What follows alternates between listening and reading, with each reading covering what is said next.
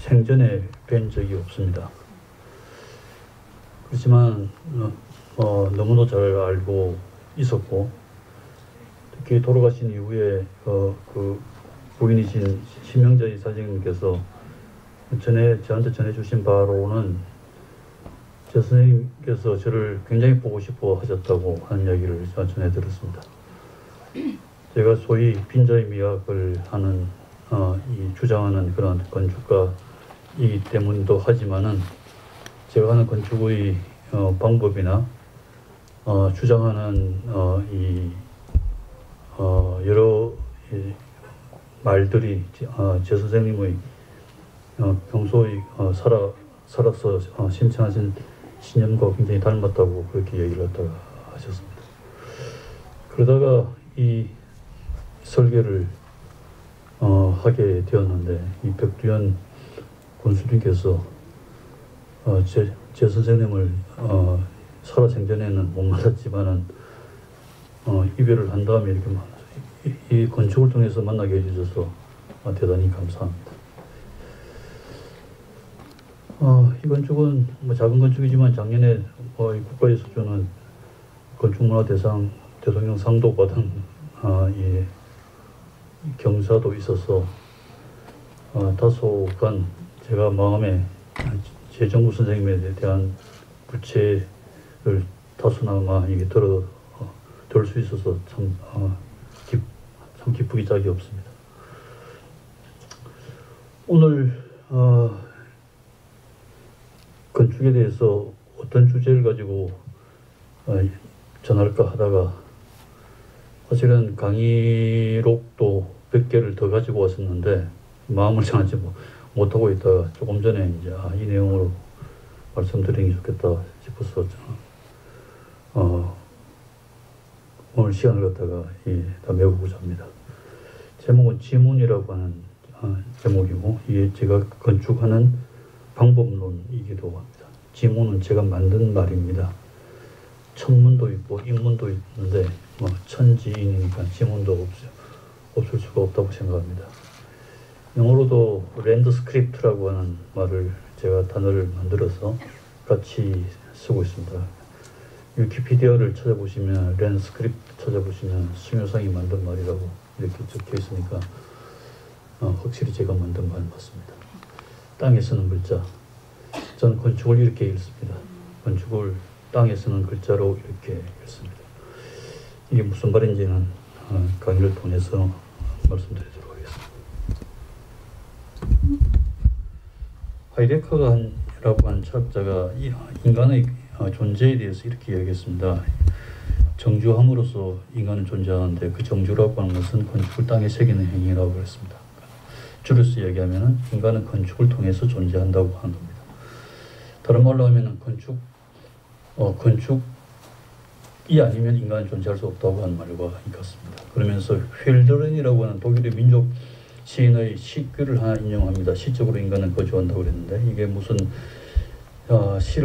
시처럼 낭만적으로 거주한다고 하는 그런 어떤 가벼운 뜻이 아니라, 시인이라고 하는 것은 하이데커의 말에 따르면 모든 예술의 행위는 시짓기인데, 시를 짓는다고 하는 것은 존재자가 존재하기 위해서 존재를 갖다가 그리는 쓰는 행위라고 하니까 시짓기라고 그랬습니다. 그래서 그 존재라고 하는 것은 그 시짓기라고 하는 그 자체는 진리를 새기는 일이라고도 이야기를 했습니다. 따라서 시적으로 인간이 거주한다고 하는 것은 우리가 살아있는 우리가 진리를 드러내기 위해서 그 존재를 하는데, 그 방법은 건축을 통할 수밖에 없다고 하는 입니다. 그래서 건축은 대단히 중요하다고 하는 것을 이렇게 표현하고 있습니다. 2001년에 이 사건이 벌어졌습니다. 오래 시간이 지났지만 아직도 세계는 이 정세에서 그렇게 완전히 벗어난 것 같지는 않습니다.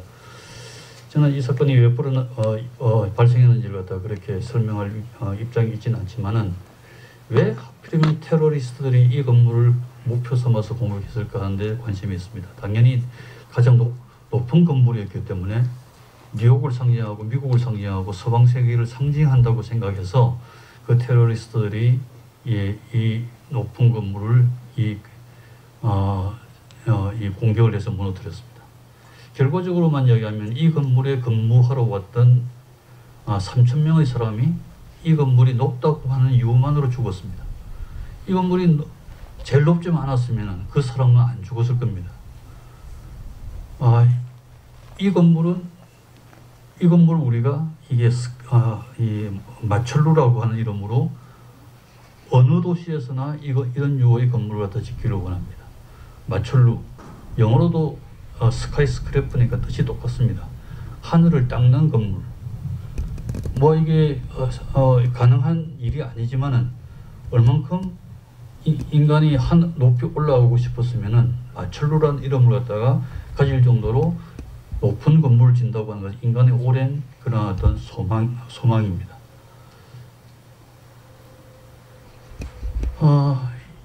8세기 중앙 아메리카에 세워진 피라미드입니다. 평원 위에 이렇게 피라미드를 지었는데 굉장히 8세기에 이런 류의 건물을 짓는다고 하는 것은 대단한 노력이 이게 들 수밖에 없죠. 이 건물의 평면도를 보면 새까맣습니다. 그 말은 이 건물 안에는 공간이 하나도 없습니다. 그러니까 이 건물의 목적은 높이 오르는 것만 있습니다. 그러니까 이게 어떠한 희생을 무릅쓰고라도 인명까지 희생되었을 수도 있는 그런 건축인데, 그런 희생을 무릅쓰고라도 높이 올라갈 수 있다고 하는 것은 대단한 보상이라고 여겼던 겁니다. 이처럼 인간은 이렇게 높은 건물을 짓습니다. 옛날에 성경을 읽어보면 바벨탑의 이야기가 나옵니다. 피터 브리겔이 그린 이 바벨탑인데, 노아의 홍수 시대를 갖다가 맞아서 땅에서 사는 두려움을 피하기 위해서 이런 높은 건물을 갖다 짓다가 신의 노여움을 받아서 무너지게 되고 인간은 뿔뿔이 흩어지게 됩니다. 그 당시에 이 건물이 무너졌다고 하는 것은 사실은 그 당시에 무너진 건물이 이 건물뿐만 아니라 높이 기술이 없던 시대에 높은 건물을 짓고 무작정 올라가려다가 무너진 건물이 굉장히 많습니다. 아주 시행착오를 갖다가 거듭거듭 하면서도 높이 올라가겠다는 열망이 있었다고 하는 겁니다. 이 열망을 갖다가 해결한 이 시대가 있었는데, 이게 인도인들이 부처님의 진신사리를 모시기 위해서 만든 스투파입니다. 부처님의 진신사리니까 굉장히 귀하고 소중하게 보관해야 되니까 일반적인 건물에 놓기가 민망해서 높은 건물을 짓기를 원합니다.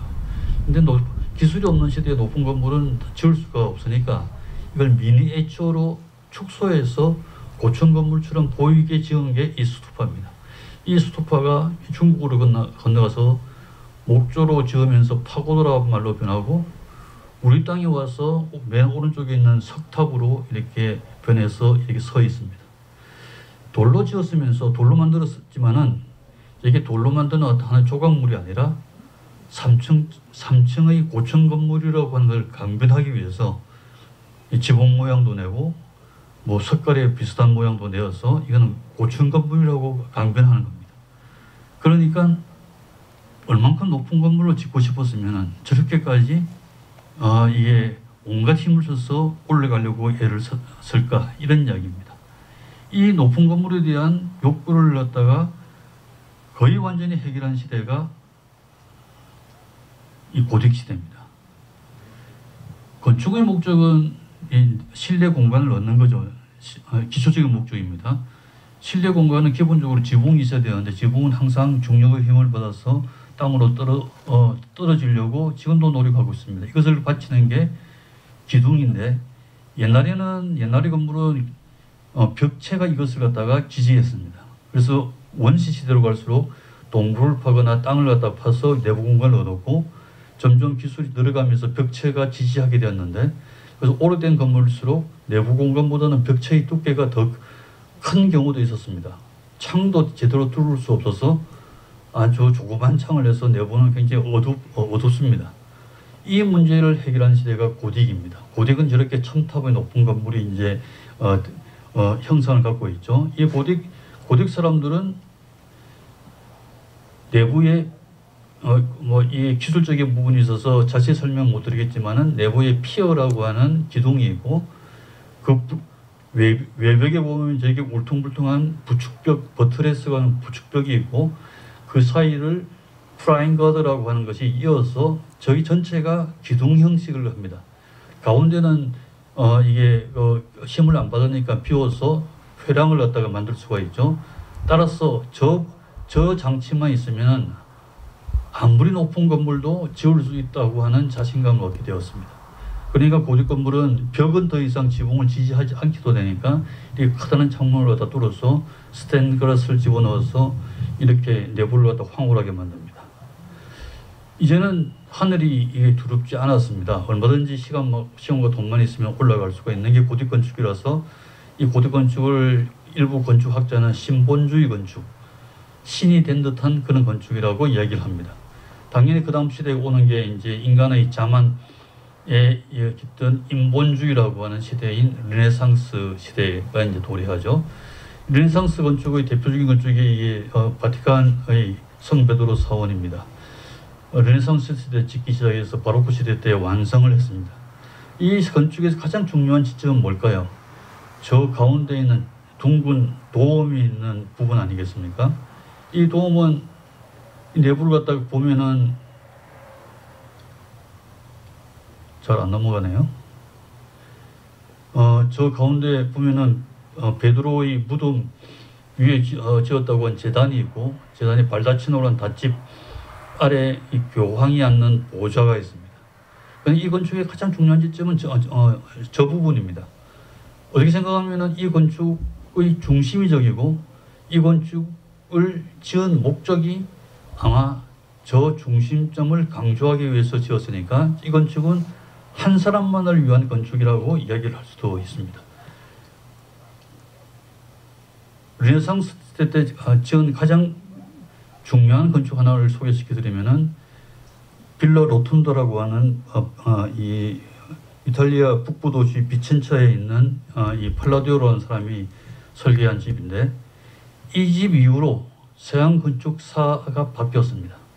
그 전까지 서양 건축에서 나타나는 그 집은 제각금이었는데 양식적인 문제는 있지만 이 집이 등장한 이후로 모든 건축들이 통일이 됩니다.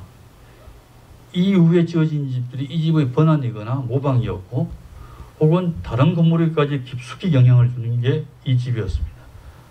이 집을 평면을 보면은 위에 이제 그린 그림이 평면도인데 정사각형의 평면을 십자로 이게 갈라놓고 가운데 홀을 둬서 이걸 로툰다 홀이라고 이제称하는데 집주인은 은퇴한 가톨릭 사제인데 여기에 앉거나 서면은 양 사방으로 보이는 통로를 통해서 바깥의 경치를 관찰하고 제어하고 지배해서 자기가 가장 중심된 사람이라고 하는 것을 인식해 하는 게 이 집입니다.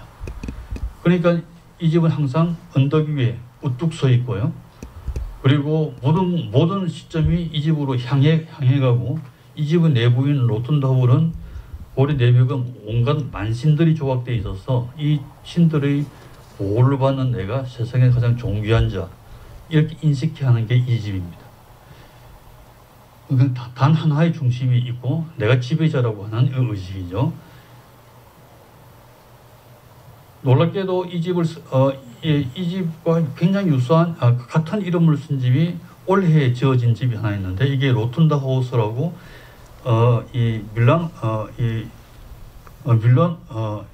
밀라노에 지어진 알베르토 campo 바에사라고 하는 포르투갈의 건축가가 지은 집입니다. 이 집도 보면은 정사각형의 평면에 위에 이 모형을 보면은 이게 사방을 갖다가 이게 볼 수 있는 그런 어떤 이게 아까 학생들하고 얘기할 때 판옵티콘이라고 얘기했는데 통제하듯이 사방을 갖다가 둘러볼 수 있는 그런 어떤 시설이 있고 이 내부 조직은 평면도는 보시면은 이 사람이 그린 평면도인데 정확하게 정사각형의 십자로 가르고 가운데 홀을 두어서 가장 중요한 자가 살게 하는 집이 600년 전에 지은 그 집의 평면도하고 똑같은 점을 우리가 유의해서 볼 필요가 있습니다. 놀라운 것은 이 사람이 1992년에 30년 전에 가스파하우스라고 하는 집을 설계를 했는데 이 집의 평면도가 또 똑같습니다. 그냥 정사각형의 평면에 이렇게 십자를 걸어놓고 바깥은 전부 다 이게 창 하나 없이 전부 다 벽을 치고 바깥은 다 적대적 관계죠. 이 안에서 혼자서만 이게 가장 존귀하게 살겠다고 하는 이 형식의 집은 이 집뿐만 아니라 다른 왜 자꾸 빨리 넘어가나요?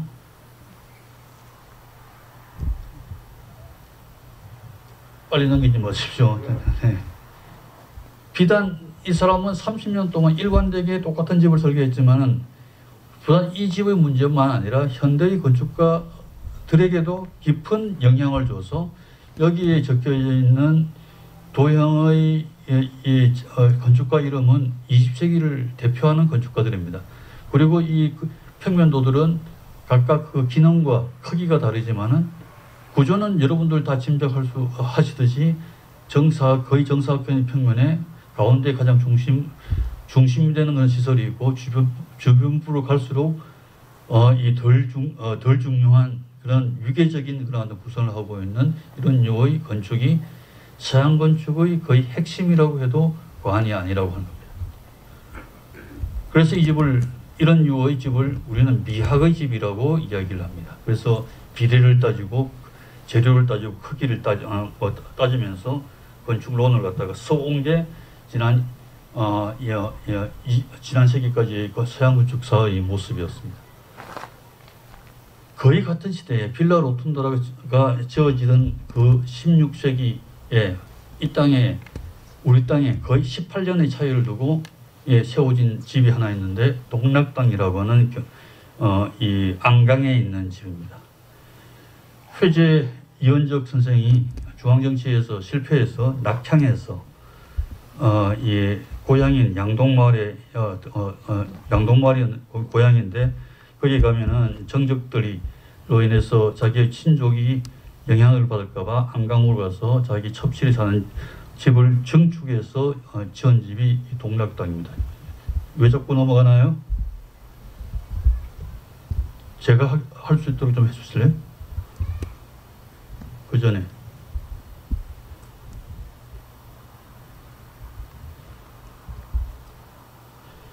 이 집의 이 평면도가 평면도를 현대의 한국 학자들은 이제 그런 도면이겠죠. 보면은 안채도 있고 이게 사랑채도 있고 사당도 있고 연희 반갑처럼 있을 거 다 갖춘 이 집입니다. 이 집은 근데 보면 외관에서 보면 조금 이상합니다. 이게 집이 굉장히 낮습니다. 땅으로 꺼질 듯이 이게 낮게 되어 있는 이런 집의 구조입니다. 이게 이제 이 회제 이원적 선생은 성리학의 대가였기 때문에 이 집의 면적은 땅 면적은 450평 정도 되지만 주변에 있는 산들을 전부 다 이게 경계로 삼아서 원래는 소설대문이 없습니다. 나중에 지금은 있는데 나중에 후손이 이제 세운 것이고요. 그러니까 거의 정문은 이 부분이 정문인데 들어가보다 보면 오른쪽에 아주 정갈하게 한 채의 귀갓집이 있습니다. 이것은 사람이 사는 곳이 아니고 이 창고용으로서는 공수관이라고 하는 이 별채인데 창고이면서도 굉장히 독립되게 이렇게 한 채를 갖다가 만들었습니다. 안으로 들어가면 입구 부분이고 그리고 왼쪽으로 가면 이제 안채가 나오는데 안채의 아주 깊은 마당이 있습니다. 왼쪽이 이제 행랑채고 오른쪽이 문간채겠죠. 이 정작 큰 대문이 없으니까 이 안채 행랑마당으로 들어온 문이 조그만 문이 전체 이 집의 대문이라고 얘기할 수 있는데 굉장히 작습니다. 왜 이렇게 작을까? 그것은 두말 않고 이 안에 있는 내부 공간을 마당을 갖다가 보호하기 위한 위호시키기 위해서 의도적으로 만든 겁니다. 따라서 여기에 붙어 있는 안채의 마당은 더 안전하고 비밀스러워서 여기에 이제 여자들하고 아이들이 여기에서 거주하게 됩니다.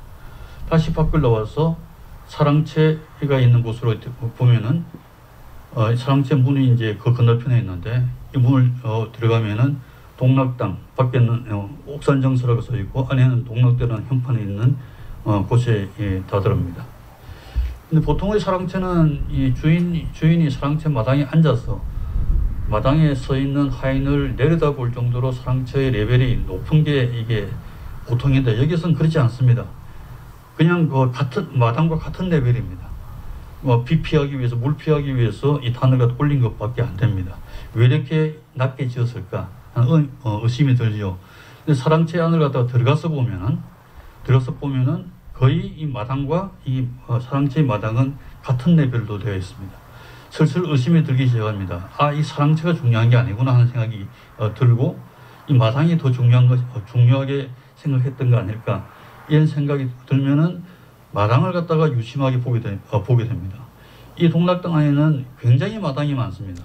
크고 작은 마당이 나무 한 그루가 있는 곳도 있고 여러 그루가 있는 곳도 있고 그냥 야채가 심어진 부분도 있고 등등 마당이 굉장히 많다고 하는 걸 알 수가 있습니다.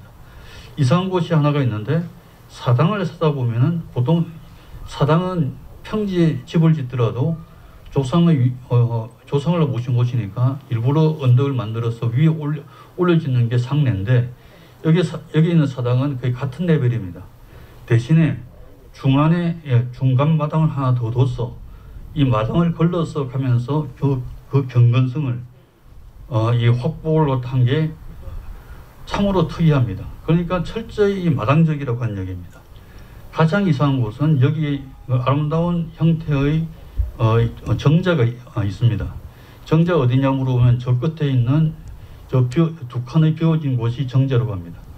정자는 독립된 건물 아닙니까? 파빌론입니다. 여기 있는 이 마당에 있는 저 정자처럼 독립되어 있고 이 바위 위나 언덕 위에 홀로 서 있는 게 정자인데 저 정자는 홀로 서 있지 않고 저 담장의 일부분처럼 되어 있습니다. 이것도 참으로 이상합니다. 정자 안에 들어가 보면은 확실히 알 수가 있는 게 정자에서 마당을 보면 정자마저 마당을 형성하기 위한 도구로 쓰였구나 하는 것을 갖다가 알 수가 있습니다. 그러나 이 마당 쪽이 아니라 바깥쪽을 보면은 정자는 이렇게 이 모습으로 나타나서 굉장히 아름다운 그런 어떤 풍경을 갖다가 그립니다. 좀 더 거리를 두면은 왼쪽에 있는 사랑채와 오른쪽의 정자가 아름다운 동락당의 이 모습입니다.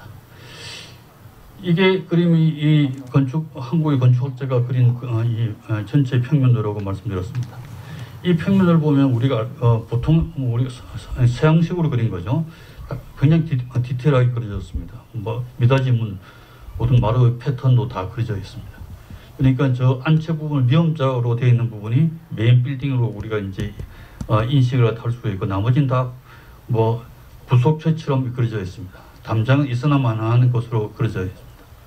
옛날에도 집을 지으려고 하는 사람이 그린 평면도가 있습니다. 보통은 선비들이 자기 집을 짓기 위해서 평면도를 그립니다. 남아있는 부분도 있는데 이 동락당은 회제가 그린 평면도가 남아있지는 않습니다. 다만 회제가 어떻게 그렸을까를 갖다가 짐작하고 회제의 생각을 갖다가 감안해서 이 집의 평면도를 제가 그려본 것은 이렇게 아마 틀림없이 그렸을 겁니다.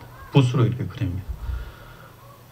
이 그림은 칸수가 몇 개고 그 칸수 앞에 있는 마당의 크기가 얼마고 그 건너편에 있는 집의 어떤 칸수가 크기가 얼마고 하는 관계를 그린 거 아닙니까? 그럼 마당의 위치와 크기, 관계를 그린 겁니다. 이것을 목수에게 주면 목수가 지가 알아서 주춧돌 놓고 기둥시 오고 석갈에 얹어서 지붕을 얹으면 집이 되는 겁니다. 그러니까 회제 저렇게 디테일하게 미닫이문이냐 여닫이문이냐 마루 패턴이 어떻게 되냐는 회제의 관심사가 아닙니다. 그건 목수가 해야 될 이야기입니다. 그러니까 회제의 생각을 저 그림의 생각을 갖다가 현대의 방법으로 그린다 그러면 이런 류의 그림이 되어야 된다고 하는 겁니다. 왼쪽 그림과 오른쪽 그림을 갖다가 비교해 보시면 오른쪽 그림은 우선 벽체의 선이 담장의 선이 분명하게 표현이 되어 있죠. 그러니까 담장 그 굵은 선으로 표시되어 있는 안의 공간이 마당인데 마당이 두드러져야 됩니다. 그리고 안채 뭐 건물에 붙어 있는 디테일은 중요하지 않고 그 건물과 건물의 크기와 공간과 그 바로 이곳에 있는 마당이라고 하는 외부 공간끼리 관계를 알 수 있는 게 오른쪽의 그림입니다. 이게 회저의 그림이라고 하는 겁니다. 무슨 말을 하고 싶으냐면 이 집을 이해를 갖다가 하는 것은 저렇게 기와의 모양, 담장의 모양은 회제의 뜻이 아니라 목수의 뜻입니다. 이 집을 이해를 하려고 그러면은 이 앞에 있는 공간, 그 안에 있는 마당, 그리고 저 건너편의 공간, 이 관계를 읽을 수 있어야 이 동락당의 뜻을 갖다가 안다는 겁니다. 비단 이 동락당의 문제가 아닙니다. 우리나라 건축을 갖다가 이해를 한다고 하는 것은 집의 모양을 이해하는 게 아니라 공간을, 보이지 않는 공간을 읽어야 됩니다. 보이지 않는 공간은 읽기가 굉장히 힘든 게 사실입니다. 그렇지만 우리 선조들은 항상 집을 지을 때 보이지 않는 공간을 지었지, 보이는 그런 어떤 벽체나 지붕의 모양이나 한 것은 짓고자 하는 선비들의 집주인의 그런 어떤 의사는 아니라고 하는 겁니다. 이게 우리나라 건축을, 옛 건축을 이해하는 방법입니다. 이런 이유는 윤리적 관계입니다. 그러니까 집과 건축과 나와 자연과 건축과 그 사이에 있는 윤리적 관계를 갖다 그린 게 이 형태라고 하는 겁니다. 그래서 동락당은, 동락이라는 뜻이 맹자의 이야기인데, 고지연 사독불련, 옛날의 선비가 홀로 있는 것을 어떻게 있는 것이 어떻게 당연하지 않느냐 한 이야기고, 홀로 있음을 즐기는 것이 세상의 세력을 잇는 방법이라고 하면서 회제는 이 집에 와서 홀로 됨을 즐기면서, 홀로 즐기는 게 아니라 홀로 되었다고 하는 그 사실을 즐기면서 학문에 정진했다고 하는 겁니다. 이게 윤리적 관계입니다. 2000년이 되던 해 베니스 비엔날레라고 하는 이게 국제적인 건축 행사가 있는데, 표를 21세기가 되었다 하면서 새로운 표를 내건 게 이 포스터입니다. 덜 미학적인 것이 더 윤리적이라고 하는 겁니다. 저도 초청을 받아서 출품을 했는데 꽤 쇼크를 받았습니다. 어떻게 윤리란 말을 이 사람들이 이게 쓸까 하는 이야기입니다. 서양 건축사를 찾아보면은 1페이지부터 마지막 페이지까지 미학만 열거했지 윤리란 말은 찾을 수 없는 단어입니다.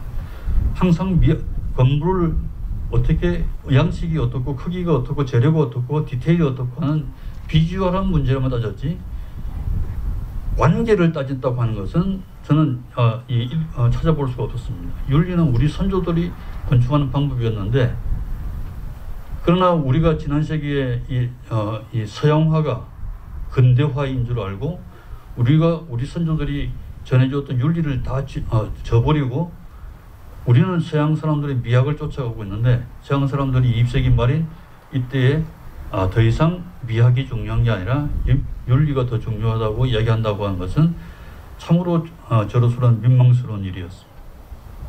건축이 무엇일까요? 건축이라고 하는 것은 우리가 만든 말이 아닙니다. 예, 일본 사람들이 만든 말입니다. 일본 사람들이 명치시대 때 새로운 문물이 들어오니까 그걸 설명하기 위해서 건축이라는 말을 씁니다. 그전까지는 조가란 말을 썼습니다. 집안을 만든다고 하는 말로 이제 건축을 대신했는데, 철도, 역사나 뭐 공장이나 이런 새로운 건축이 들었으니까 조가란 말로는 설명이 안 되니까 건축이라는 말을 씁니다. 저는 근데 건축이란 말이 그렇게 좋지가 않아요. 썰 건자, 세월 건자, 썰 축이니까 노동을 뜻하는 단어밖에 아닙니다. 건축은 노동 이상의 저는 가치가 있다고 생각하는 거거든요. 영어로는 건축을 아키텍처라고 합니다. 그리스어의 바탕을 두는데 아크와 텍트가 결합된 말입니다. 아크는 으뜸이란 말이고, 텍트는 학문과 기술, 테크놀로지의 어원이기도 하니까 으뜸이 되는 기술, 큰 학문, 이게 아키텍처의 원뜻입니다. 건축가를 가리키는 말이 아키텍인데, 그 A를 대문자로 쓰고 앞에 정번사를 붙여서 디 아키텍트 하면은 영어 성경에는 조물주 하나님으로 이렇게 나옵니다. 그러니까 서양 사람들은 건축이 오래전부터 건축을 굉장히 위대한 직능이라고 생각했던 게 틀림없습니다. 그런 말은 굉장히 꽤 근사한 말 같습니다. 가꿀 영자 만들조자니까 가꾸어서 만들어낸다고 하는 겁니다. 생산의 과정이 있죠. 사실은 세상에 있는 모든 건축을 가리키는 말 중에 저는 우리말이 가장 좋습니다.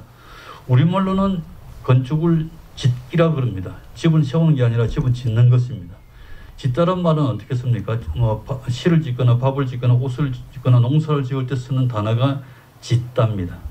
그냥 짓다는 사람이 어떤 진료나 재료를 두고 그것을 가지고 자기 사상과 이념을 집어넣어서 자기 솜씨를 통해서 전혀 다른 물체로 창조해내는 게 짓는 행위입니다.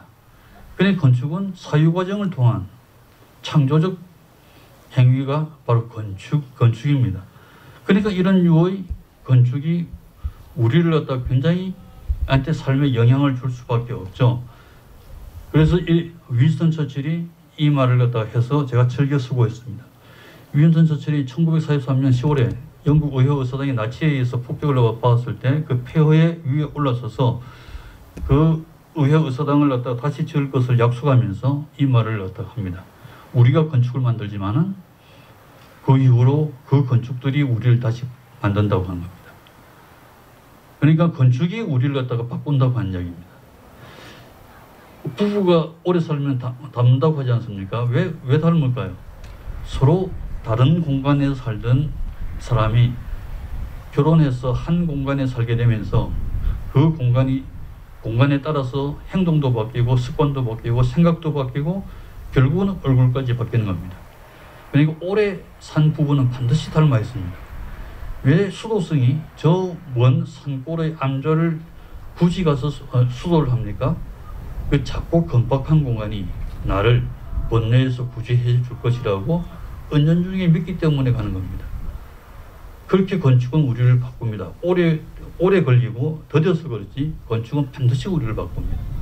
그러니까 이런 말이 가능합니다. 좋은 건축에서 살게 되면 좋게 되고 나쁜 건축에서 살게 되면 나쁜 사람이 될 수밖에 없다고 하는 겁니다. 제가 요즘 또 이게 새로 당선된 대통령이 청와대 이전한다고 해서 제가 과거에 제가 한 인터뷰가 다시 불려나와서 회자되고 있는데 전 요즘 이런 문제 가지고 인터뷰를 극구 거절하고 있습니다만은 저는 오래전부터 우리나라 대통령의 마지막 비극적 퇴장에 대해서 굉장히 이 이유가 뭘까? 저는 건축하는 사람으로서 틀림없이 이 잘못된 건축이 갖고 있는 그런 어떤 영향 때문이 아닐까 하고 의문을 제기를 합니다. 이 건축은 노태우 대통령 시절에 만들어졌는데 완전히 짝퉁 건축이죠. 봉건 시대의 건축을 갖다 흉내내고 그것도 이게 목조 건축의 형태인데 목조로 지으려고 그러니까 저 큰 공간을 갖다 잘 짓지 못하니까 콘크리트로 그냥 흉내만 내서 가짜로 이게 지어졌습니다. 내부는 더 이게 사람이 살 수가 없는 그런 류의 공간 구조입니다. 그러니까 여기에서 5년을 살게 되면은 아무리 선한 사람도 이 나쁜 건축의 영향을 받아서 비극적인 그런 어떤 원로를 겪지 않을까 생각해서 오래전부터 이 건축은 바꾸어야 된다고 주장을 했습니다. 세상의 모든 독재자들 보면은 건축을 가지고 자기의 위상을 강화하려고 하는 사람이 굉장히 많습니다. 위대한 건축의 역사가 다 그런지도 모르겠습니다. 이집트의 파라오들도 피라미드를 통해서 자기의 권세를 갖다 강화하려고 그랬고, 그리스 로마의 그 장군들도 전쟁에서 승리하면 건축을 통해서 자기 위세를 갖다가 남겼습니다. 그 사람 중에서 가장 건축에 대한 이해가 깊었던 사람이 이 히틀러입니다. 히틀러는 건축가가 되기 위해서 비엔나의 응용미술대학에 시험을 쳤다가 3번이나 떨어져서 홧김에 그냥 군대를 가서 전쟁을 일으키고 말았습니다. 그러니까 그때나 지금이나 교육제도가 이제 문제가 있다고 한 이야기입니다. 입학시켜줬으면 세계가 달라졌을지 모릅니다. 이 사람은 건축이 가지고 있는 힘을 알아서 권자를 잡자마자 오른쪽에 있는 사람인 알베르토 스페어라고 하는 건축가를 유능한 사람을 갖다 자기 최측근으로 고용해서 자기의 권위를 갖다 강화하는 건축을 하기 시작합니다. 예컨대 이런 빛의 공전이라고 하는 프로젝트, 뉘른베르그 경기장에 사람들을 수십만 명 모아놓고 밤중에 빛을 하나도 주지 않다가 히틀러가 등단을 하면은 스포트라이트를 서치라이트를 330개를 하늘로 쏘아 올려서 사람들을 환각 상태로 몰아가서 하이 히틀러를 연호하게 만드는 이런 류의 일들을 하면서 사람들을 마비시키는 일을 합니다. 굉장히 많은 프로젝트가 있었는데 그중 하나만 소개시켜드리면 게르마니아라는 이름으로 베를린을 갖다 제3제국의 수도 로마 제국의 후예라고 믿었으니까 이를 건설합니다. 템펠 지금 비행장입니다. 여기에서 저 위에 있는 의회 의산까지 6km 되는 길을 로마식 건축으로 만듭니다. 목표는 이 제국의회 의사당인데 크기가 어마어마합니다. 높이가 270m고 다이아미터가 250m 되는 초대형 건축이고 여기 15만 명의 인원을 동시에 수용할 수 있어서 여기서 항상 그 뉘른베르크 전당대회장 같은 그런 모습이 연출되도록 이렇게 만들었습니다. 건축도 당연히 이게 한 사람을 위한 건축이니까 이 도움을 하나 만들어서 우리는 이거 하나의 세계입니다. 이 도움을 지지하고 있는 많은 기둥들이 민중들의 평준화된 모습입니다. 이게 독재적 그런 건축의 전형인데 다행스럽게도 이 건축은 기록으로만 남고 세워지진 않았습니다. 이 건축이 부분적으로 세워진 데가 있는데 바로 여기입니다. 우리나라 정치가 왜 이 모양일까? 저는 이런 가짜 건축 속에서 이루어지는 행위라면 윈스턴 처칠의 말 빌리면 그건 가짜일 수밖에 없다. 진정성이 있을 수가 없다고 하는 겁니다. 이 건축은 박정희 대통령 시절에 지어졌죠. 사실 이 건축의 요체는 저 안에 있는 7층짜리 이게 건물이 이게 요체입니다. 저거만 있으면 해결되는데 마치 사무실 건물처럼밖에 안 보이니까 좀 이 권위를 나타내기 위해서 밖에 열조를 갖다가 쭉 세웁니다. 열조는 내부 건물하고는 아무 관계가 없는 열조입니다. 열조만 있으면 안 되니까 지붕을 끄집어내어서 이제 천막을 갖다가 이제 붙였죠. 사실은 저 밑에 있는 부분만 가지고 설계가 끝이 났습니다. 네 분이 설계하셨는데 지금 아무도 자기가 설계했다고 하지 않습니다만 이 네 분이 이 설계안을 가지고 청와대를 갔더니 청와대에서 실제로 파란 볼펜으로 저 동그란 도움을 하나 그려줬다고 하는 거 아닙니까? 이거 있으면 더 권위적으로 보인다고 해서 그려줘서 생긴 결과입니다. 도움의 하부에는 보통 보면 가장 중요한 내부 공간이 있기 마련이죠. 그렇지만 이 도움은 그냥 디즈니랜드의 그 요술공주의 성처럼 아무 기능이 없는 그런 장식일 따름입니다. 이런 류의 건축에서 삶이 이루어진다 그러면 그 삶이 진정성이 있을까? 그래서 저는 우리나라 정치에 전혀 희망을 갖고 있지 않습니다. 그렇다면 도시라고 하는 건 무엇일까요? 도시는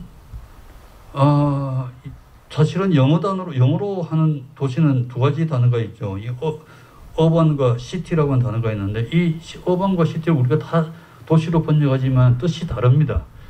시티의 어원을 따지면 시비타스에서 비롯됐는데 사회라고 하는 이야기고 어반은 물리적 환경이라고 하는 이야기입니다.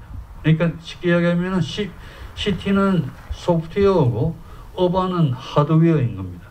이 두 개가 합쳐져야 도시가 된다고 하는 거죠. 근데 옛날에는 도시를 만들기가 굉장히 쉬웠습니다. 이 어떤 이 왕이나 절대 군주거나 독재자가 이렇게 만들려고 그러면은 이런 프로그램을 만들려고 그러면 따라서 만들면 됩니다. 그런데 오늘날 민주사회에서는 의견을 갖다가 하나로 모으는 게 굉장히 어렵습니다. 모두가 SNS를 하고 서로 백과쟁명의 시대에 우리가 어떤 도시를 만들까, 어떤 사회를 이룰까를 갖다가 우리가 모여서 토론하자 그러면 이게 해결이 안 됩니다. 그래서 우리가 지난번에 세종특별시를 만들 때 여전히 세종시는 그냥 아직도 뭔가 부족한 합의가 안 돼서 부족한 그런 어떤 도시 형태로 남아있지 않습니까? 서양에서는 이미 이 신도시를 만드는 이런 시티에 관한 합의가 안 돼서 신도시를 만드는 일은 지난한 일이 돼서 만들지 않습니다. 그럼 우리는 이 신도시를 갖다가 만들지 못했습니까? 그렇지 않습니까? 수없이 많은 도시를 만들었습니다. 분당이라는 도시는 5년 만에 50만 명이 사는 도시를 만들었습니다. 세계에서 기적적인 일입니다. 도시 하는 사람들이 전부 다 분당이 5년 만에 50만 명이 사는 도시가 세워졌다고 해서 다 연구하러 왔다가 보고 자기네들이 옛날에 다 폐기한 도시라고 하는 걸 알고 그것을 세계 도시사에 기록하지가 않습니다. 분당뿐만 아닙니다. 수없이 많은 그 위에 뭐 일산, 평촌 뭐 등등 하더니 아마 뭐 이 근처에도 뭐 이런 유의 신도시가 또 들었었겠죠. 부산, 광주, 제주까지 들었습니다. 왜 그렇게 신도시를 갖다가 우리는 그렇게 많이 만들었을까요? 우리 도시는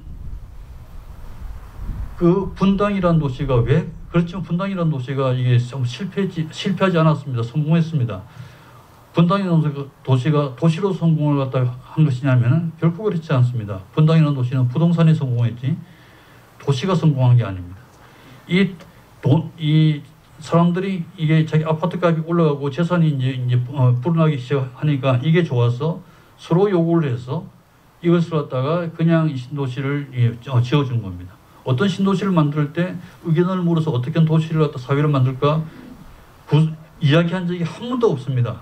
그러니까 서양 사람들이 만들다가 말은 그 도시의 껍데기를 가지고 이곳저곳에 세우는 바람에 모든 도시의 형태가 똑같은 도시가 되고 맙니다. 프로그램이 없는 도시입니다. 그냥 저는 건축을 하면서도 그 도시에 가면 여기가 어디가 되는지 구분을 못합니다. 그러니까 우리는 사회 공동체가 아니라 건물 공동체인 그런 도시에 살고 있는 게 틀림이 없습니다. 도시를 그린 그림이 암브로지오 로렌제티라고 하는 15세기의 화가가 그린 그림이 시에나 시청사의 2층에 있는 프레스코화인데 이 그림의 도시의 정의가 이렇게 보면 나와 있습니다. 그러니까 가운데 있는 성벽이 하나 있고 왼쪽이 도시, 오른쪽이 이제 이 농촌입니다.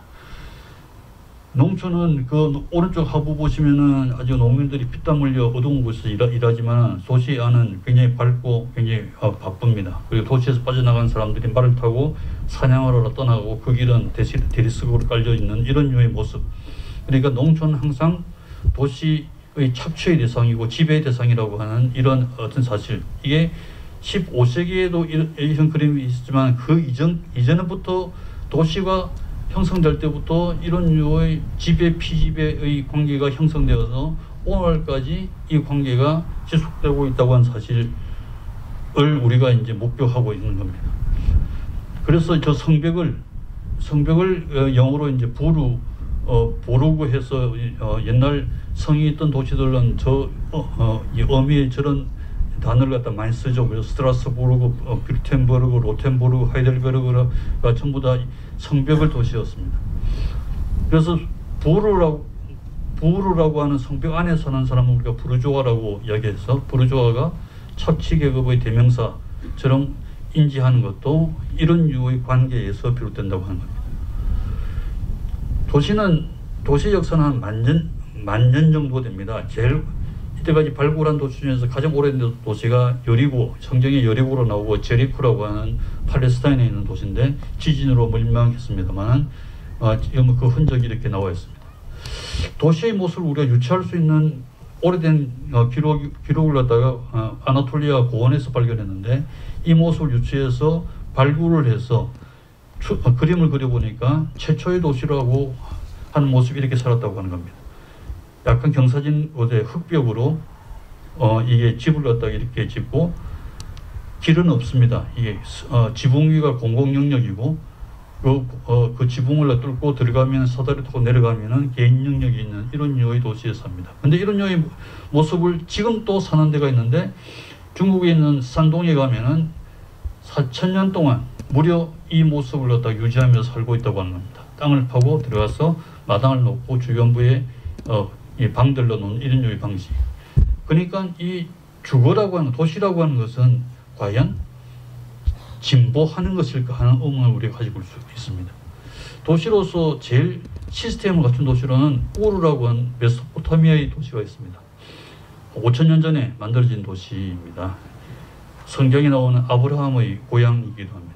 시스템이라고 하면 면적이 한정이 되어 있고, 그러니까 성벽이 있고, 안에 이제 신전도 있고, 왕궁도 있고, 주거 지역도 있고 이런 가 이제 왼쪽 그림처럼 되어 있고 지금도 물론 폐허가 되어 있는데 신전의 지구로트가 아직도 저 모습으로 나와 있습니다.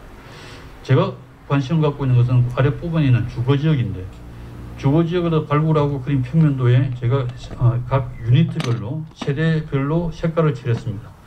보시면은 제일 작은 집도 보이고 굉장히 큰 집도 보이고 중간 규모의 집도 보입니다. 2층의 이 평면도입니다. 그러니까 이 도면이 무엇을 의미하느냐면은 5,000년 전에 이 공간은 옆집은 못 사는 사람, 잘 사는 사람, 높은 사람, 낮은 사람이 전부 다 섞여서 살았다고 하는 겁니다. 오늘날 우리는 어떻게 삽니까? 임대 아파트를 갖다 지으면은 분양 아파트에서는 임대 아파트 사람들을 불가촉 천민처럼 취급하는 게 오늘날 우리가 사는 모습입니다. 이게 소셜 믹스를 갖다 그렇게 우리가 이게 좋은 공동체라고 이야기하면서도 이루지 않고 있는데 무려 5,000년 전에 이 사람들은 완벽한 소셜 믹스를 이루고 아름다운 공동체를 이루고 있었다고 하는 사실을 우리가 알 때 우리 사회가 항상 진보만 하는 것일까? 오히려 퇴보하고 있는 건 아닌가? 이런 의문을 갖다가 지울 수가 없습니다. 이 도면은 5,000년 전 이집트 쿠프 왕의 피라미드를 만들 때 있었던 이 도면인데 건축을 하는 사람들은 금방 알 겁니다. 야, 이게 현대의 연립주택을 갖다 그린 거 아닌가?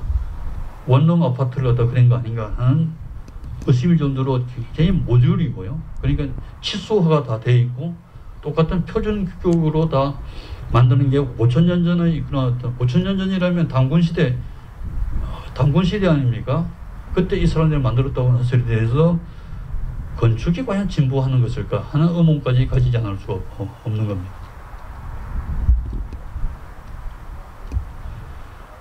폼페이라고 하는 도시가 있었습니다. 서기 78년에 저 뒤에 보이는 베수비오 화산의 폭발로 멸망을 했습니다. 400년 동안 지속한 도시였는데 발굴하고 그린 이 도시의 조직도입니다.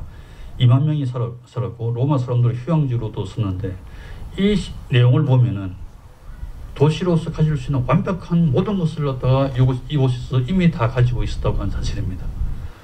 보시면은 물론 이 도시를 다스리는 어떤 이 귀족들의 어떤 관공서도 있고 신전도 있고 이 음악당 경기장도 있고 그리고 곳곳에 이게 그 휴양 시설이 있는 사우나나 목욕탕이 질비했고요.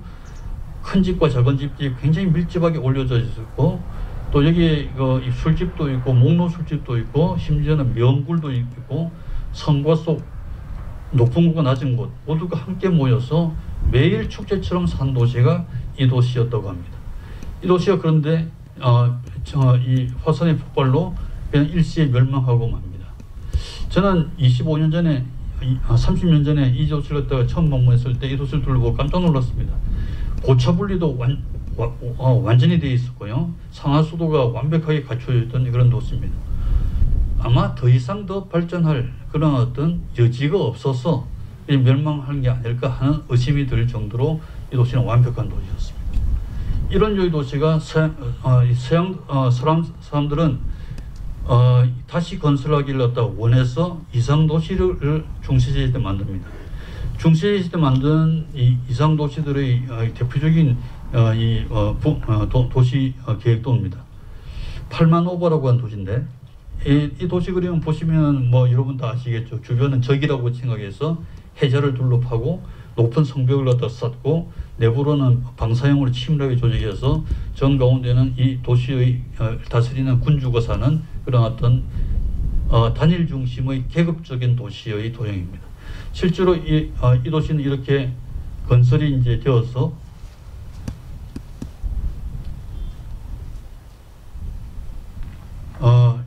베니스에서 100km 떨어진 곳에 이렇게 성벽 있는데 근대화를 과정을 거치면서 성벽은 없어졌지만 여전히 이 모습을 간직하고 있습니다. 문제는 이 르네상스 시대 때 이 도시 하나만 이렇게 건설한 게 아니라 수없이 많은 이런 류의 도시가 유럽의 전 유럽의 유행처럼 번집니다. 스웨덴에까지도 북부에도 이런 도시가 있었으니까 전 유럽에서 이상 도시를 만드는 유행이 벌어졌는데 한 가지 일이 하나 있었습니다. 1516년에 토마스 모어라는 사람이 소설책을 하나 발간을 했는데 그 소설책의 이름이 유토피아입니다. 유토피아라는 말은 그 전에 있는 단어가 아니었습니다. 토마스 모어가 만든 단어입니다. 유토피아의 뜻은 유와 토피아를 합성시켜서 만든 말인데, 토피아는 토포그래피, 장소나 땅을 의미합니다. 그래서 알기 쉽지만 유가 좀 수상합니다. 라틴어에 유에 앞에 이나 오를 붙여서 이유, 오유 하면은 발음은 똑같이 유로 발음되는데 뜻이 다르다고 합니다. 이유는 well, 좋다라고 하는 뜻이고, 오유는 no, 아니라고 하는 뜻이 되어서 이와 오를 빼고 유만 써서 유토피아 하면은 좋기는 좋은데 없는 곳. 이게 원래 우리가 이상향으로 번역하는 유토피아의 원래의 뜻입니다. 그 소설책에 그려진 그림이 이 그림입니다. 유토피아는 저 위에 있는 현실 세계에서 떨어져서 섬처럼 이렇게 존재하고요. 이것을 갖다 오기 위해서는 배를 타고 올 수밖에 없는데 출입구가 단 한 군데밖에 없죠. 들어가려고 그러니까 감시 막루가 있고, 이걸 뚫고 들어가면 또 해자가 있고, 곳곳에 유토피아 속에 감시 막루가 있어서 요즘 우리가 CCTV로 모든 행동이 관찰되듯이 감시 막루에서 관찰이 되고, 겨울꽃 뚫고 들어가면은 정 가운데 이 유토피아를 다스리는 영주가 사는 전체를 관장하는 단일 중심의 도시. 이게 그 소설책의 주제였고, 이게 그 당시 르네상스 사람들이 건설하기를 열망했던 그런 이상 도시였습니다. 수없이 많은 이런 유의 도시 계획도들이 나옵니다. 이런 유 그림 말고도 굉장히 많습니다. 그리고 많은 그림들이 실제로 실현이 되었습니다. 이 그림의 형태는 좀 다르지만 개념은 똑같습니다. 외부는 완강한 그런 성체로 둘러싸고 내부는 치밀하게 조직해서 정 가운데는 영주가 사는 단일 중심의 도시. 이게 유토피아, 서양 사람들의 도시입니다. 이 그림은 또 공통된 특징이 있습니다. 굉장히 기하학적 도형 아닙니까? 기하학적 도형이라고 하는 것은 인간의 머리에서 생각된 도형입니다. 그러니까 이 머리에서 생각된 도형을 실현하기 위해서는 평지를 찾을 수밖에 없죠. 그래서 유럽에서 만든 계획도시는 죄다 평지에 들어서게 됩니다. 유럽에도 산에 있는 도시가 있습니다. 그 도시들은, 마을들은 자연 발생적으로 생긴 도시지만은 유럽의 계획도시들, 런던, 비엔나, 심지어는 뉴욕 같은 도시들도 전부 다 평지의 도시라고 한 점을, 이 점이 우리의 도시, 산지가 70% 이상인 우리가 만든 도시와는 근본적으로 다르다는 사실을 우리가 알고 있어야 된다고 합니다. 근대화 과정을 통해서도 이 단일 중심의 도시의 개념은 변하지가 않습니다. 그리고 이게 도시로 19세기 말에 프랑스 혁명과 영국의 산업혁명으로 물질적 자유, 정신적 자유를 얻은 사람들이 농촌을 뛰쳐나와서 도시로 인구가 집중하자 도시 인구를 분산하기 위해서 에베네저 호워드라고 하는 사람이 새로운 안을 만들었는데, 가운데 중심 도시를 두고 주변부에 위성 도시를 두어서 이걸 연결하자고 이야기를 합니다. 그러나 중심 도시든 위성 도시든 전부 다 구조는 단일 중심을 가지고 있는 거고, 특히 중심 도시 이름을 이게 마더시티라고 이야기합니다. 마더시티라고 하는 것은, 마더시티란 말을 라틴어로 번역하면 이게 바로 메트로폴리스라고 하는 말입니다. 메트로란 말은 어머니라는 이야기입니다. 어머니의 기능이라고 하는 그는 이게 생식과 이 팽창, 이게 중요한 어머니의 기능이라고 이야기하면은 여기 계신 어머니들은 화날지 모르겠지만은 하여튼 그런 자연적인 그런 기능을 갖다가 가지고 있습니다. 그러니까 메트로폴리스라고 하는 것은 항상 번식, 팽창에 몰두하는 그런 유의 도시 구조입니다. 그래서 메트로폴리스가 커지면 메갈로폴리스가 되고 더 커지면 에크노모폴리스가 되는 겁니다. 이 원칙에 의해서 만들어진 도시가 이런 유의 그림인데, 여러분 지금 이 그림을 보시면 아무 감동이 없으시겠지만 그러면 20세기 최고의 건축가 르꼬르비제가 파리를 갖다가 개조시키기 위해서 만든 도시계획도입니다. 1928년에 제안된 그림인데 1928년에 파리는 도시가 굉장히 암울했습니다. 우리가 요즘 뭐 대기질, 뭐 미세먼지 이렇게 하는데 옛날에는 지금 우리가 느끼는 미세먼지, 대기질이 나쁜 대기질은 노상이 있었던 곳이 20세기 초의 그 도시적 환경입니다. 그래서 스페인 독감이 이제 벌어졌었죠.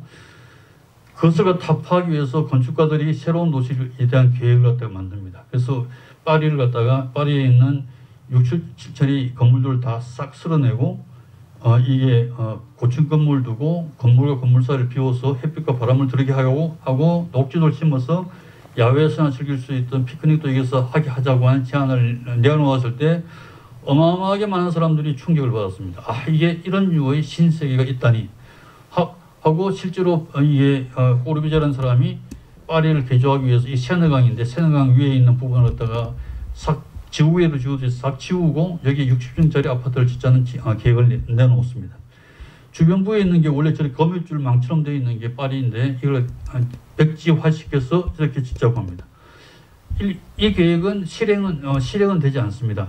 기록으로만 남습니다만은 이 계획은 많은 사람들이 환호를 받아서 오늘 우리가 보는 도시계획도 주거지역, 상업지역, 공업지역 그리고 도로가 대로, 중로, 소로 등등으로 계획하는 근본이 되어서 이후로 지어지는 모든 도시들이 이 방법으로 지어지게 됩니다. 이게 스페인 독감의 영향 때문에 그렇습니다.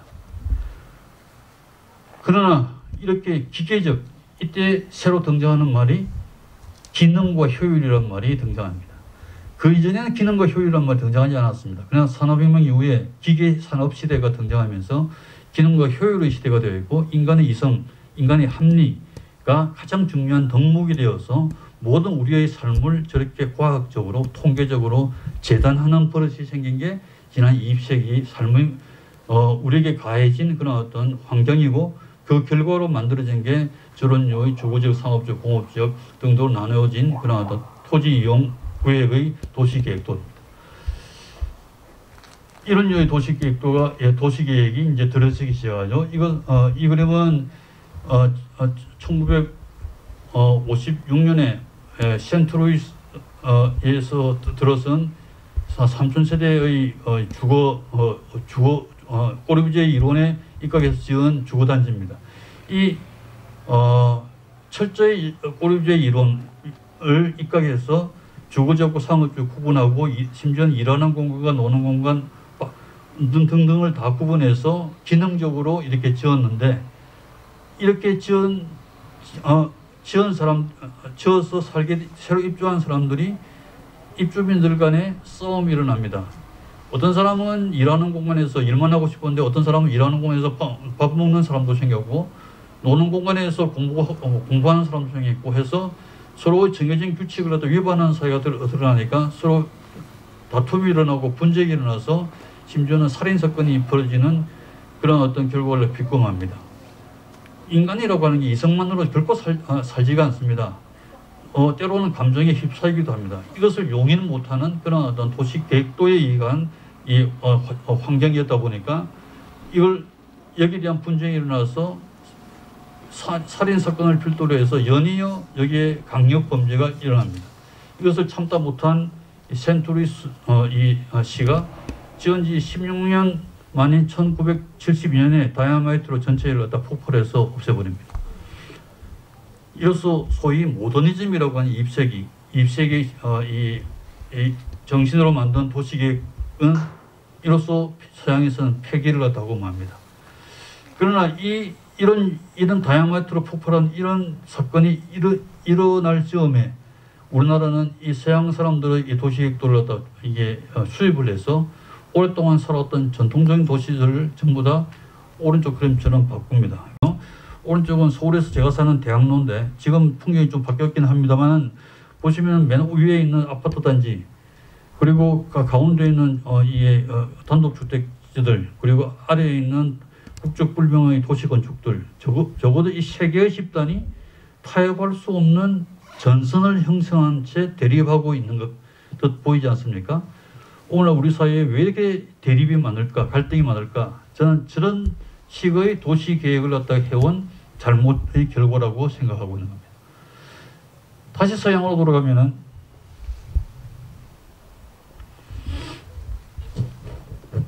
한 시간 안에 끝내려고 그랬는데 잘 안 되네요. 더 빨리 진행하겠습니다. 다시 서양의 르네상스 얘기를 한번 한 가지 언급하고 싶은데, 르네상스 때 특별한 일이 하나, 르네상스는 인문의 시대라고 하지 않습니까? 굉장히 많은 과학기술 그리고 문해가 이게 중흥했던 그 시절입니다. 투시도법이라고 하는 게 르네상스 시대에 만들어집니다. 여러분들 다 투시도에 대해서 다 아시죠? 원래 있었던 그림이 아니라 르네상스 때 브루넬레스키라고 하는 건축가가 고안한 그림 그리는 방법입니다. 투시도법이 왼쪽 그림을 보시면 그 투시도법의 원리가 표현되어 있는데, 왼쪽 그림의 아래에 한 사람이 있습니다. 이 한 사람의 눈으로 모든 공간의 소실선들이 들어와서 이 한 사람이 집중이 됩니다. 이 그림에 그려진 저 공간은 이 앵글이 저 하나만 있는 거 아니죠. 여러 가지 다른 앵글이 있을 수 있지만은 이 앵글만은 저 한 사람의 눈으로 볼 수 있는 앵글입니다. 다른 사람과 같이 공유할 수 없는 앵글이라고 하는 겁니다. 그러니까 다른 사람과 나눌 수 없는 세계를 그린 게 투시도의 원리라고 하는 겁니다. 오른쪽 그림은 라파엘로가 그린 아테네 학당이라는 그림인데, 한 사람이 그려져 있지는 않지만 저 한 사람, 보이지 않는 한 사람의 눈으로만 볼 수 있었던 그런 풍경의 그림입니다. 독점적인 그런 그림이 투시도법입니다. 이 투시도법을 우리가 그리기 시작하면서 우리가 세계가 단일의 세계로 변했다고 하는 것을 우리가 인지할 필요가 있습니다.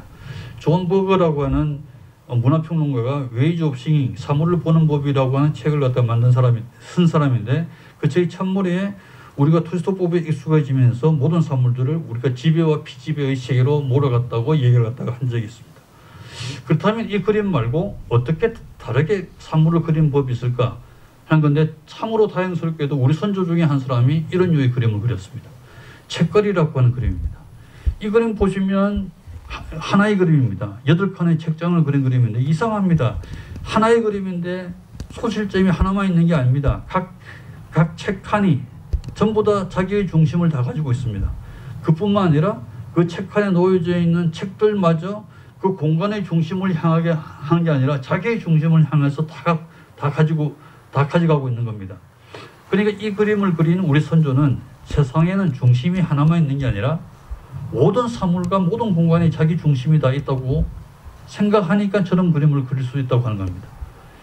이 말이 무슨 말이냐 하면은, 이 그림을 그리는 선조는 민주주의 시대를 갖다 믿는 사람이라고 저는 생각하는 겁니다. 모든 사람이, 모든 인간이 다 세계의 중심이라고 하는 겁니다. 한 사람은 귀한 게 아니라 너와 나가 모두 다 귀한 세상, 이게 민주주의의 목표 아닙니까? 그렇다면 이 그림을 그린 선조는 봉건 시대의 단일 중심의 사회를 믿는 게 아니라 민주 시대의 사회를 믿는 사람이라고 하는 겁니다. 그렇다면 이게 이런 류의 도시가 어떻게 있을까 하는 거죠. 사실 우리가 아는 많은 도시가 우리가 이 서양의 도시의 영향을 받아서 이렇게 항상 하이라키 위계에 몰려 있지만은, 서양의 세계 밖으로 나가면은 얼마든지 다른 류의 세계가 있습니다. 하나의 세계만 소개시켜드리면 이런 류의 공중 사진을 가지고 있는 도시입니다. 말라케시라고 하는 모로코의 도시인데 이슬람의 도시입니다. 보시면은 벌집처럼 다닥다닥 붙어 있는데, 가만 보면은 10채 정도의 집들이 하나의 클러스터를 갖다 이루고 있습니다. 그 최소 단위입니다. 보면 10채 정도가 모여서 서로 번식하고 있는 겁니다. 10채는 어떻게 모여 있냐면은 우물 하나, 빵집 하나, 생존에 필요한 최소한의 공유시설을 갖다 가운데 두고 10채만 모여 있습니다. 그게 최소 단위의 도시입니다. 그리고 그게 정식이 되어서 전체를 이룹니다. 그러니까 여기에서는 한 부분이 없어진들, 몇 부분이 덧대어진들 관계가 없습니다. 서로와 서로에 대해 평등한 관계를 이룹니다. 여기에 주거지역, 상업지역, 공업지역 같은 그 등급이 없죠. 그 길들도 대로 중로 소로 같은 이런 어떤 공건식 그런 어떤 잔재가 없습니다. 중앙공원, 중앙광장 이런 이름은 다 봉건주의적 도시의 이름들이거든요. 여기 그런 게 없습니다. 전부 다 서로에 대해서 평등한. 그래서 이것을 갖다가 비록 800년대에 건설했지만 이미 민주주의 시대를 이루고 있는 겁니다. 이거 물론 이슬람의 교리에 따라서 이게 만든 거죠. 이슬람은 이 알라 밑에는 모두가 평등한 그런 어떤 이 종교 원리를 가지고 있습니다. 여기서 만드는 내부를 보시면은 이게 똑같은 도시가 폐즈인데 1200년이 지난 이 도시여서 그 세월호 때가 이게 여전히 이게 붙어 있습니다. 길들은 좁아서 몸을 갖다 비틀어야 이게 들어갈 수 있는 부분도 있지만 내부의 한 단위인 주거의 내부는 굉장히 밝고 명랑합니다. 여기 21세기의 인터넷, 위성 TV 다 사용하고 있으니까 전혀 사는데도 문제가 없습니다. 좁은 넓은 곳은 이게 시장이 되고 이것이 이어지면은 그냥 이게 쇼핑몰처럼 되어 있고요. 조금 이게 큰 곳은 공장으로서 쓰기도 하고, 이게 굉장히 정갈한 집에 들어갔더니 세계에서 가장 오래된 알카르윈 대학이 이 폐지에 있습니다. 1200년이 흘렀지만은 앞으로 1000년 이상은 여전히 이게 지속될 수 있는 그런 가능성을 갖고 있는 도시가 이렇습니다. 지속 가능한 건축, 지속 가능한 도시가 시멘트 위에 이 녹색 페인트를 칠한다고 이루어질 수가 없습니다. 공간 구조 자체가 지속 가능해져야 이렇게 지속 가능한 도시가 된다고 하는 겁니다. 사실은 이런 유의 도시를 갖다가 멀리 가서 찾을 필요도 없을지도 모릅니다. 우리에게도 있습니다. 건축가나 도시계획가가 만들지 않은 도시, 주민 스스로 만든 도시. 이것을 이 서울에서는 달동네라고 합니다. 가난한 사람들이 모여서 사는 동네입니다. 가난하니까 많은 것을 갖다가 이 동네 사람과 이웃과 나눌 수밖에 없어서 여기에는 길들이 그 공동체의 공간이 됩니다. 여기서 길들은 그냥 지나가는 통행로만 아니라 여기서 모이고 만나고 헤어지고 여기서 공동체의 애환을 일컫는 발생시키는 그런 중요한 공공 영역입니다. 보시면은 남루하지만은 이 모든 것을 같이 나누는 그런 공간들이 질비했습니다. 저는 이 왼쪽에 있는 지금 없어진 금호동 달동네와 이 에게해에 있는 산토리니 동네의 동광 구조가 너무도 흡사한 사실에 대해서 좀 놀랍니다. 에게에 있는 이런 오른쪽의 그런 어떤 공간 이미 원주민 살지 않고 관광객만 들끓는데 우리 달동네는 여전히 사람들이 살아서 진정성이 있는데도 불구하고 왜 우리 달동네는 허물려져야 되는지 저는 지극한 의문을 갖고 있습니다. 물론 좀 덜 위생적이기도 하고 도시 인프라가 부족합니다. 그러나 그런 것을 갖다가 얼마든지 공간 구조를 살리면서도 유지시키고 있는데 우리는 거대 건설 자본의 탐욕에 의해서 항상 이 공간은 이게 붉은 깃발이 꽂혀서 허물려지고 지금 이 장소에 그대로 서져 있는 게 이런 유의 아파트가 서져 있습니다. 저는 이것을 건축이라고 생각하지 않습니다. 이것은 범죄 행위입니다. 우리 공동체를 기업을 그냥 앗아간 그런 범죄적 행위라고밖에 저는 이야기할 수가 없습니다. 서울이라고 하는 도시만 이제 예를 들어서 죄송합니다만 서울은 세계에서 항상 6, 7위의 경제 도시입니다. 그러면서 삶의 질을 따지보면 보통 한 70위에서 100위에서 왔다 갔다 합니다. 돈은 세상에서 5, 6위로 잘 버는데 삶의 질은 100위 가까운 이런 언밸런스한 상태가 어디서 오는가 하는 겁니다. 그것이 바로 이 사람들이 조사하고 있는 그런 어떤 생활의 요소 중에서 도시와 건축의 문제가 굉장히 크다고 하는 겁니다. 또 그렇습니다. 경제지수로는 한국은 그 1인당 GDP가 세계의 탑 랭크에 속해 있는데 유엔에서 조사하는 행복지수는 항상 이게 50에서 왔다 갔다 하고 있습니다. 그러니까 돈은 굉장히 잘 버는데 행복하지 못하다고 하는 겁니다. 이게 왜 어디에서 비롯될까 하는 거죠. 이런 우리가 가지고 있는 그런 잘못된 의식구조이기도 하지만 그 의식구조가 만든 주거 환경, 도시 환경에서 그 부분이 상당히 문제가 있다고 이야기를 합니다. 그뿐만 아니라 하루에 거의 40명 가까운 사람들이 스스로 목숨을 끊습니다. 세계에서 가장 자살률이 높은 나라가 우리나라입니다. 이런 절망적인 상태의 나라에서 우리가 해야 될 일이 무엇인가, 우리 공동체를 어떻게 만들어야 될까 하는 문제죠. 서양의 도시들은 항상 이게 전통적으로는 이 로마가 팍스 로마노의 시대 때 세계를 지배할 때 로마 캠프를 갖다가 이 구축해서 이게 도시 원도심이 된 게 많습니다. 그래서 런던의 시티나 비엔나의 빈데보나나 파리의 시대 지역이 다 로마 군단이 주둔했던 지역이고 이 평지 도시였으니까 지금도 평지로 발전해 있습니다. 그러나 이 도시들은 그러니까 옛날부터 계속 말씀드리지만 서양의 도시계획가나 건축가들은 도시를 만들 때 머리에서 상상해서 만들지 땅에 관한 문제가 아니라고 얘기를 드렸습니다. 그래서 현대의 건축가들도 마저도 이미 이제 도시를 갖다가 만들 때 이런 유의 도시를 하늘을 갖다가 배경으로 해서 그린 사람도 생기고, 땅 황폐도 좋으니까 이런 인공 시설물 띄워서 여기서 살자고 이렇게 도시를 만들자고 하기도 하고, 기계처럼 움직이는 도시를 만들기도 하고, 혹은 도시라고 해서는 공장 부품처럼 짓자고 이렇게 주장을 합니다. 모두 땅이 없는 그런 유의 도시입니다. 이런 유의 도시가 지어지진 않았지만 부분적으로 지어진 곳이 있는데 이게 두바이라고 하는 곳입니다. 두바이라고 하는 곳은 이렇게 야자수나 구름 모양의 환상적인 도시 구조를 갖다가 자랑하고 있습니다. 옛날에 이명박 대통령도 두바이를 담자고 이렇게 슬로건까지 만들었던 적도 있습니다.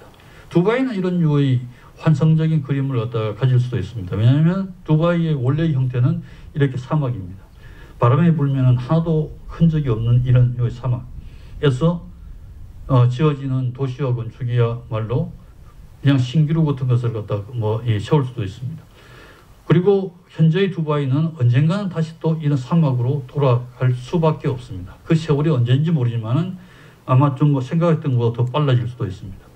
어떻게 우리의 도시가 이런 두바이 사막 같은 도시를 닮아야 됩니까? 우리 도시는 우리가 짓는 도시의 땅은 이렇게 생겼습니다. 옛날부터 산세가 분명하고요. 계곡이 있고 물길이 흐르고 굉장히 아름다운 그런 어떤 지형이 분명합니다. 그리고 집을 지을 때는 우리 선조들은 이런 자연지세를 갖다가 거스르지 않고 가만히 이 위에 가만히 이 건물을 얹는 겁니다. 그리고 이 건물들이 하나 둘씩 늘어나면은 마을이 됩니다. 그런데 우리들은 땅을 보고 땅의 형세를 보고 형국을 보고 집을 짓습니다. 이게 바로 어떤 말이냐면은 제가 생각하기에는 터에 새겨 있는 무늬를 보고 짓는다고 하는 겁니다. 우리 선조들은 터무니란 말을 갖다가 만들었습니다. 터무니 있다 터무니 없다고 하는 우리의 존재가 있다고 없다고 하는 거 아닙니까? 그게 바로 터에 무늬가 있다고 없다고 한 말과 같은 말입니다.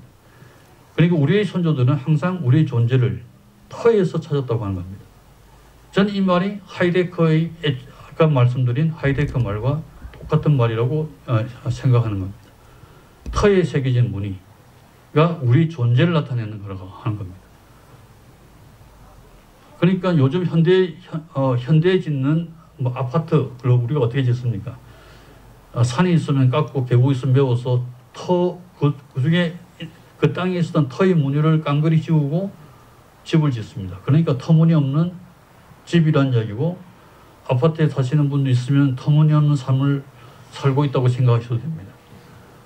그 터무니를 제가 모든 터는 고유합니다. 세상에 똑같은 터는 하나도 없습니다. 위도 경도가 다르고요. 자연이 만든 역사가 다르고 우리가 머물렀던 흔적이 다 다릅니다. 그러니까 모든 건축은 그 터에 소속되어서 그 터가 요구하는 대로 들어줘야 되는 겁니다. 아까도 이야기할 때 조금 이야기했지만 모든 초는 자기가 어떤 건축이 되고 싶어하고 어떤 도시가 되고 싶어하는지를 항상 이야기를 합니다. 좋은 건축가, 좋은 도시계획가, 좋은 디자이너는 그 땅이 하는 이야기를 잘 들을 수 있는 사람이 좋은 건축가요, 좋은 도시계획가라고 합니다. 전 이것을 터무니를 한자말로 지문이라고 바꾸고 영어로도 랜드스크립트를 바꿔서 이게 건축의 가장 중요한 기본이 되어야 된다고 주장하고 있습니다.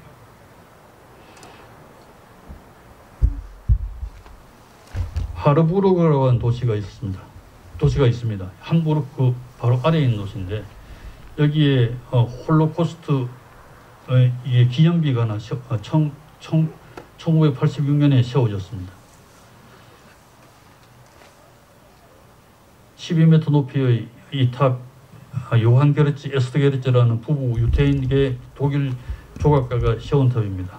아주 단순합니다. 근데 이 탑이 비범한 까닭이 매년 2m씩 땅으로 이제 꺼집니다. 그리고 이 조각가가 이 팻말을 하나를 써두었습니다.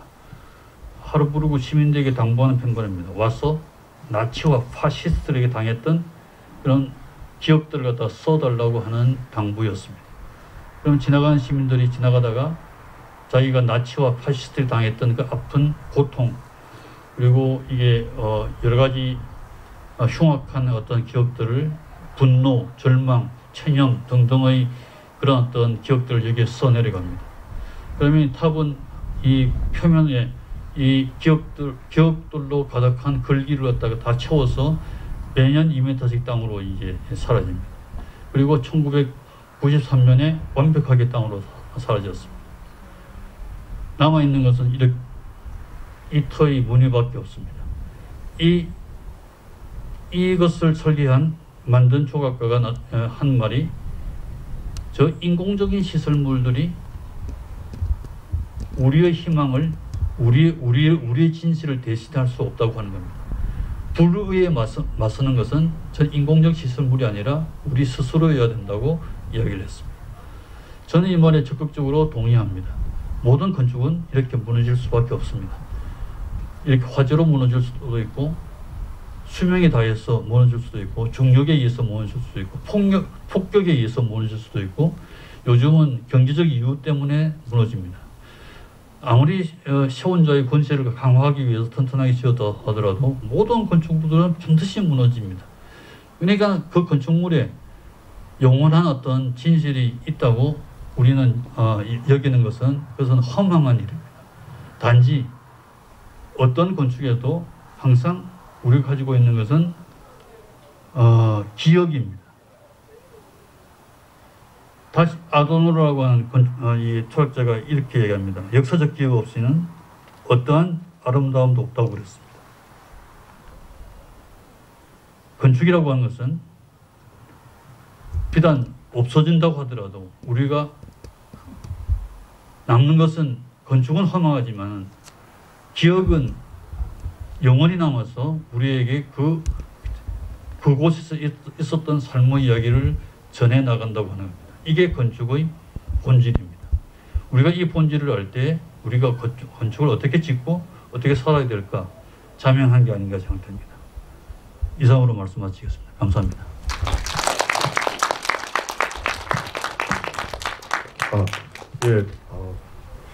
저는 90학번입니다. 그래서 그 당시에는 이과, 문과로 나눠졌었는데 저는 문과입니다. 건축도 당연히 이과 쪽 계열, 수학 이쪽이어야 한다고 생각했는데 듣고 보니까 건축이 기본적인 바탕은 인문이 되어야 되는 것 같습니다.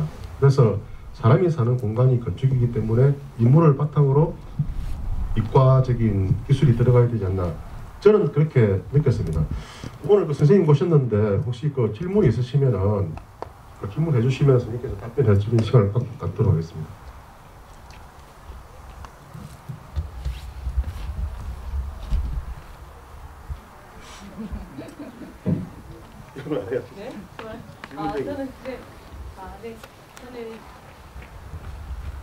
네? 저는 그 보승군 문화관광 해설사로 여기 제주구 커뮤니티에서 관람객이 오면 제주구 선생님의 정신과 그리고 이 건축물에 대해서 말씀을 전하고 있습니다. 전하고 있는데 이 뭐 전하는 말이 맞는지 안 맞는지는 모르고 지금 전하고 있는데, 그러면 선생님께서 이 건축물을 오신 김에 이 재정구 선생님의 정신, 어떤 정신으로 건축물을 또 어떻게, 아까 터무니 이런 말씀도 하시던데 혹시 그런 거랑 감안을 해서 여기다가 뭐 지형과 함께 이렇게 구조를 잡으셨는지까지도 한번 좀 듣고 싶습니다. 이 설계를 의뢰받고 이 땅에 왔을 때 이게 전부 다 인공적으로 조성된 그런 어떤 땅이어서 이 터무니를 찾는 것은 정말 터무니없는 짓이었습니다. 단지 주어진 환경, 저런 이 주어진 맥락들이 우리 중요한 또 컨텍스트여서 주어진 환경으로 실마리를 갖다가 찾을 수가 있었고요. 특히 이 저수지라고, 대가 저수지라고 하는 이 아름다운 이게 풍경, 이 건축의 중요한 어떤 배경이라고 하는 점에서 가슴이 굉장히 설렜던 기억이, 첫 방문 때의 기억입니다.